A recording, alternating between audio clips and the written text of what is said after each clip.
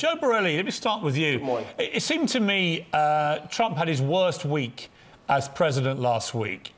He managed to go from a position where, you know, I don't think that there's any evidence yet that suggests he colluded with Russia over the election. Yet by the end of the week, he had made so many big mistakes in relation to Russia that he made everyone think he must have done. Well, why would he do that? Well, certainly this week was fraught with mistakes going into this first foreign trip, and that's why, unsurprising, in local media here in the States, it's overshadowing to a great degree what's happening in Saudi Arabia and today Israel.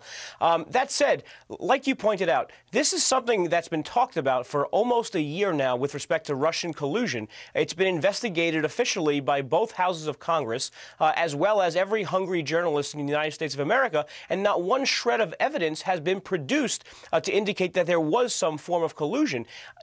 And so it's a lot of times it is these Trump tweets or these Trump comments or actions that he does that makes matters a bit worse. OK, Eric Guster, let's bring you in. You know, the reality about all this Russia stuff is it remains a lot of noise, doesn't it? There is not a shred of evidence yet that has come out. And I say yet because we don't know how the special counsel investigation is going to go.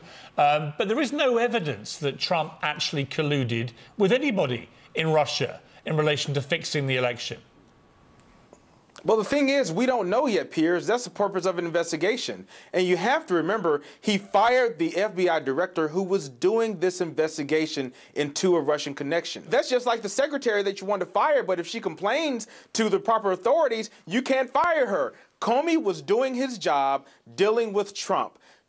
If Trump asked Comey to tone down this investigation, to not investigate Flynn, that is collusion, and that is a problem. You haven't that is answered my obstruction question, of justice, Eric. which will lead... Eric, would you have kept James Comey in his job? I did answer your question. Would you have kept Comey in his job? You personally, would you have kept him in his job? If I were Trump? If you know, would you? If you had the power. The reason I'm asking you is that Hillary Clinton. Well, let me finish. Hillary Clinton blamed Comey personally 2 weeks ago for costing of the election. Most Democrats have been screaming blue murder about him and saying he should be fired. The moment Trump actually fires him, the same Democrats turn around and go, this is a monstrous abuse of his power. You can't have it both ways. Well, we can have it both ways, and let me explain why.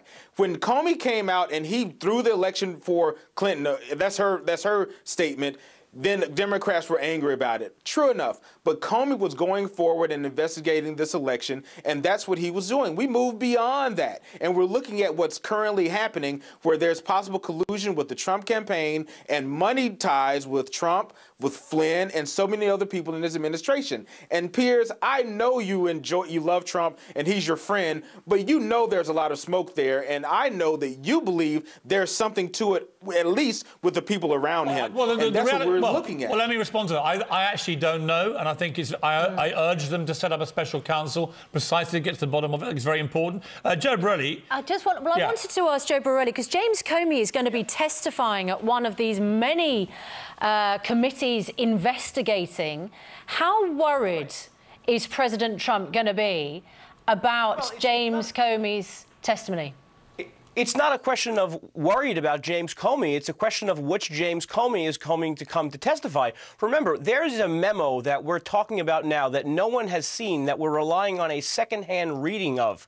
No one has seen this. Yet the on-record conversations and under oath conversations that James Comey had before the Senate, as did the acting director of the FBI, totally contradict what's allegedly in this memo. So it's a question of whether Comey's going to come to the Senate and say that he was dishonest when he said that Trump did not try to influence the Flynn investigation, or whether now, as someone who just got fired, he's going to change his tune. I mean, that's really the choice that James Comey has going into Monday.